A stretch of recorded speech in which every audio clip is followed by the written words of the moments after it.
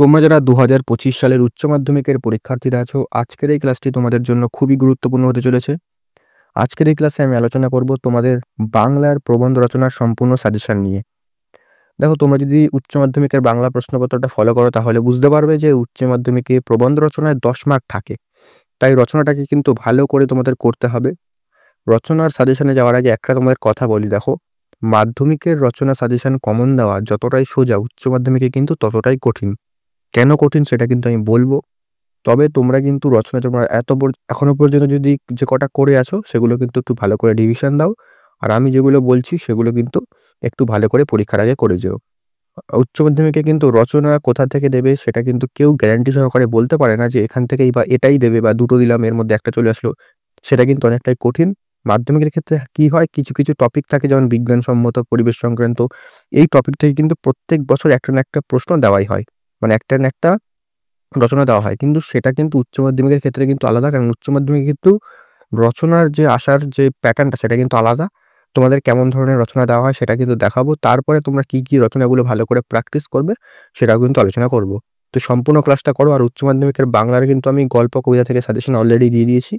সেই ক্লাসের লিঙ্ক ডেসক্রিপশনে রয়েছে। তাছাড়া অন্যান্য সাবজেক্ট যেমন রাষ্ট্রবিজ্ঞান, ইতিহাস আর সংস্কৃত, এই সাবজেক্টগুলির কিন্তু সাজেশন ক্লাস আমি অলরেডি আপলোড করেছি।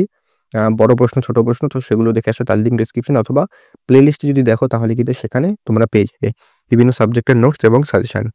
তো আজকে সাজেশন শুরু করছি। তোমরা খাতা পেন বের করে লিখে নাও সাজেশনটা। তো শুরু করছি। দেখো, উচ্চ মাধ্যমিকে তোমাদের মূলত 4 ধরনের রচনা দেওয়া হয়। 4 ধরনের রচনা দেওয়া হয়, যেকোনো একটাই লিখতে হয়। তো তোমাদের কি, কি ধরনের রচনা দেওয়া হয় সেটা একবার প্রথমে বলে দিই। তারপরে তোমার বললে তোমাদের কি বুঝতে সুবিধা হবে। প্রথমে তোমাদের 10-এর 1 দাগ অর্থাৎ 10 দাগের থেকে তোমাদের রচনা শুরু হয় প্রশ্নপত্রে। তোমরা যদি প্রশ্নপত্রটা দেখে থাকো প্রিভিয়াস ইয়ারের, তো 10-এর 1 দাগে তোমাদের দেওয়া হয় মানস মানচিত্র। মানস মানচিত্র কি? এই যে এটা হচ্ছে মানস মানচিত্র। ঠিক আছে? এটা হচ্ছে 2024-এর প্রশ্নপত্র। দেখো, একটি প্রবন্ধ রচনা করো। নিম্নে প্রদত্ত মানস মানচিত্র অবলম্বনে একটি প্রবন্ধ রচনা করো। এখানে মেন টপিক যেটা সেটা দেওয়া থাকবে। মাঝখানে যেমন আছে মানব জীবনে পরিবেশের প্রভাব, এটা 2024 এসেছিল। এর যে পাশে যেগুলো আছে সেগুলো হচ্ছে সাব পয়েন্ট। এই পয়েন্ট ভিত্তিক তোমাদের কিন্তু লিখতে হবে। অর্থাৎ এই পয়েন্টগুলো বাদ দিলে চলবে না, কিন্তু তোমরা পয়েন্ট চাইলে অ্যাড করতে পারো, কিন্তু এগুলো বাদ দিলে চলবে না। এই পয়েন্ট ভিত্তিক তোমাদের কিন্তু একটা রচনা লিখতে হবে। তো এই ধরনের একটা রচনা আসে। তারপর আসে 10-এর 2 অনুচ্ছেদ ভিত্তিক রচনা একটা।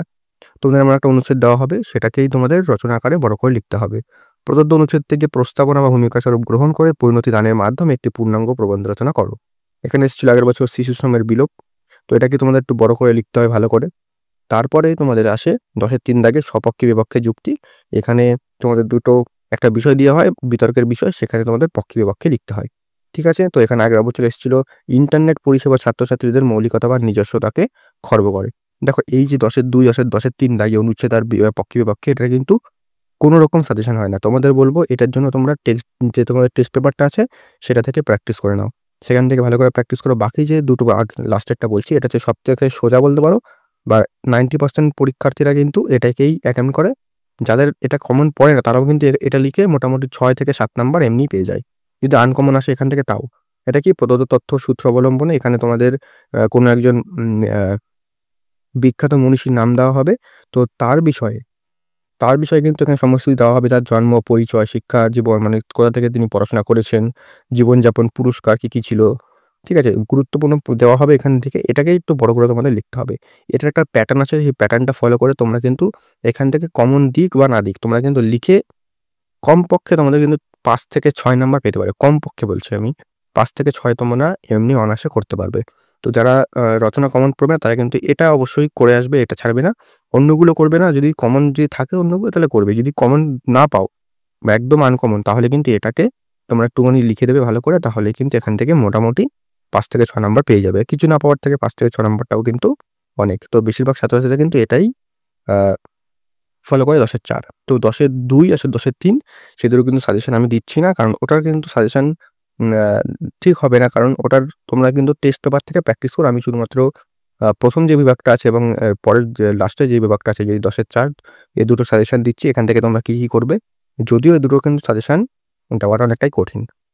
দেখো, মানস মানচিত্রে প্রথমে বলে দিই তোমাদের সাজেশনের আগে যে কোন বিগত বছরে কি, কি এসেছিল। তো 2017 তে এসেছিল ভারতের দেশপ্রেমের ঐতিহ্য, 2018 তে বাংলার উৎসব, 2019-এ বিশ্ব উষ্ণায়ন, 20-তে এসেছিল পরিবেশ বিপর্যয়, 21-এ এসেছিল 21-এ পরীক্ষা হয়নি, 22-এ এসেছিল কোভিড-19, 23-এ বাংলার উৎসব এবং 24-এ মানব জীবনে পরিবেশের প্রভাব। তো তোমরা এখানে লক্ষ্য করতে পারছো কিন্তু কোনো বছরে কিন্তু কোনো রচনা রিপিট হয়নি শুধুমাত্র 2018 এবং 23 ছাড়া। সেখানে বাংলা উৎসব এসছে, বাকি কিন্তু সবই নতুন, নতুন। তাই কিন্তু সাজেশনটা উচ্চ মাধ্যমিকে কিন্তু দেওয়াটা অনেকটাই কঠিন যে কোনটা আসবে। কারণ প্রত্যেক বছরে কিন্তু নতুন, নতুনই দেওয়া হচ্ছে, নতুন, নতুন টপিক। এই তোমরা মাধ্যমিক একটা ফলো করো তাহলে বুঝতে পারবে কিন্তু মাধ্যমিকে প্রায় রচনা কিন্তু রিপিট করে। এবার বিজ্ঞান বিষয়ক রচনা কিন্তু প্রায় রিপিট করে। যেমন বিজ্ঞান ও কুসংস্কার, প্রতিদিনের জীবনের বিজ্ঞান, এই সমস্ত রচনা কিন্তু রিপিট করতে থাকে। কিন্তু উচ্চ মাধ্যমিকের ক্ষেত্রে কিন্তু সেটা হয় না। প্রতি বছর আলাদা, আলাদা দেওয়া হয়। শুধুমাত্র একটা বছরে তোমাদের রিপিট হয়েছে 2018 এবং 23-এ। বাকি বছরগুলোতে কিন্তু যে 2015 বলো, 16 বলো, সেখানেও কিন্তু আলাদা, আলাদা রচনা দেওয়া হয়েছে। তাই তোমাদের কিন্তু বলবো টেস্ট পেপারটা একটুখানি প্র্যাকটিস করে যাও। তাও কিছু, কিছু গুরুত্বপূর্ণ এই বছরের জন্য তোমাদের দিয়ে দিলাম। যেমন দৈনন্দিন জীবনে বিজ্ঞান, বিজ্ঞানের জয়যাত্রা, বিজ্ঞান ও কুসংস্কার। অর্থাৎ বিজ্ঞান বিষয়ক কিন্তু এবছর একটা আসতে পারে। তো বিজ্ঞান বিষয়ক কিন্তু যে সমস্ত রচনাগুলো রয়েছে সে থেকে তোমরা টার্গেট করতে পারো। পরিবেশ সম্পর্কিত কিছু আসতে পারে, পরিবেশ, ছাত্র সমাজ এইভাবে আসতে পারে। চরিত্র গঠনে খেলাধুলা, খেলাধুলা ও ছাত্র সমাজ এরকমভাবে দিতে পারে। শিক্ষা বিস্তারে গণমাধ্যম, চন্দ্রযান 3 এটাও কিন্তু গুরুত্বপূর্ণ রয়েছে এবছরের জন্য। তারপরে ছাত্রছাত্রীদের দায়িত্ব, কর্তব্য এবং বিশ্ব উষ্ণায়ন তো দিয়েছি। কারণ রিসেন্ট কিছু টপিক যেগুলো গুরুত্বপূর্ণ বা খবরে থাকে সেগুলো কিন্তু তোমাদের পরীক্ষায় দেওয়া হয়। সেক্ষেত্রে তোমরা এ কটা কিন্তু ভালো করে প্র্যাকটিস করতে পারো। আমি দেখিয়ে দিচ্ছি আরেকবার কী, কী করবে তোমরা স্ক্রিনশট করে নিতে পারো। দেখো আমি আবার বলছি কিন্তু এই যে এখান থেকে যে 100% এখান থেকে একটা কমন আসবে এখান থেকে সেটাও কিন্তু বলা মুশকিল। কারণ উচ্চ মাধ্যমিকের ১ম যেটাই বলছি যে উচ্চ মাধ্যমিকের রচনা সাজেশন দেওয়াটা সত্যিই কঠিন। তাই তোমাদের এ কটা তোমরা ভালো করে করো, কারণ এখন হাতে বেশি সময় নেই। তাই এ কটা করে নাও। তাহলে এখান থেকে যদি কমন পাও তাহলে তো খুবই ভালো। আশা করছি কিন্তু কমন পাবে, কারণ উচ্চ মাধ্যমিকে ১ম বললাম যে সাজেশনটা কিন্তু রচনার ক্ষেত্রে অনেকটা কঠিন। বাংলার অন্যান্য যে ভাগগুলো আছে যেমন গল্প, কবিতা থেকে বড় প্রশ্ন, আ পূর্ণাঙ্গ সহায়ক গ্রন্থ থেকে বড় প্রশ্ন, বাকি যেগুলো আছে ওখান থেকে বলতে পারি যে না এখান থেকে একটা 100% কমন আসবেই আসবে। কিন্তু রচনার ক্ষেত্রে কিন্তু সত্যিই বলা কঠিন যে কোথায় কমন আসবে কি না আসবে। হয়ে গেল এই বিভাগটা। তারপরে চলে আসি প্রদত্ত তত্ত্ব ও সূত্র অবলম্বন। এখান থেকে 2017 তে এসেছিল মহাশ্বেতা দেবী, 18 তে নারায়ণ গঙ্গোপাধ্যায়, 19-এ সত্যজিৎ রায়, 20-তে বিদ্যাসাগর, 21-এ হয়নি পরীক্ষা, 22-এ সৈয়দ মুজতবা আলী, 23-এ সুভাষচন্দ্র বসু এবং 24-এ মৃণাল সেন। এখানে একটা কি হয়, এখানে ধরো যেই বছরে কোনো আ মহান ব্যক্তিত্বের কোনো ইম্পোর্টেন্ট দিন থাকে, অর্থাৎ ধরো শতবর্ষের জন্মদিন, 200 বর্ষের জন্মদিন, দ্বিশতবর্ষ জন্মদিন। তো এইসবের যে গুরুত্বপূর্ণ দিন থাকে তাদের কিন্তু পরীক্ষায় দেওয়া হয়। সেক্ষেত্রে এই বছরে যেহেতু 2025 সাল, তাই এই বছরে আ 2024 সালে তোমাদের যে গুরুত্বপূর্ণ মনীষীদের কিছু না কিছু আছে সেগুলো কিন্তু তোমাদের ভালো করে পড়তে হবে। এখানে কি, কি করবে? এখানে জীবনানন্দ দাশ করবে, সমরেশ বসু, নীরেন্দ্রনাথ চক্রবর্তী, সলিল চৌধুরী, রবীন্দ্রনাথ ঠাকুর, স্বামী বিবেকানন্দ, মাইকেল মধুসূদন দত্ত, নারায়ণ দেবনাথ, ঋত্বিক ঘটক, রাজা রামমোহন রায়, শরদিন্দু বন্দ্যোপাধ্যায়। এই যে এগুলো আছে, এগুলো কিন্তু ভালো করে করবে। একবার দেখিয়ে দিচ্ছি তোমাদের, তোমরা চাইলে স্ক্রিনশট করে নিতে পারো। এগুলো মোটামুটি করবে। আশা করছি কিন্তু এখান থেকে কমন পাওয়ার সম্ভাবনা রয়েছে। আর যেটা ১ম এ বললাম, এখান থেকে যদি কমন নাও পাও, যে একদম ৪ নম্বর যেটা, সেখান থেকে কমন না পেলেও তোমরা ওই যে তথ্যগুলো দেওয়া রয়েছে একবার তোমাদের দেখাই। যেভাবে তথ্যগুলো দেওয়া রয়েছে যে জন্ম, পরিচয়, পুরস্কার, শিক্ষা জীবন, এখান থেকে কিন্তু তোমরা একটু বানিয়ে কিন্তু একটু গুছিয়ে যদি লিখতে পারো না, তাও তোমরা ৫ থেকে ৬ নাম্বার অনায়াসে পেয়ে যাবে। ঠিক আছে?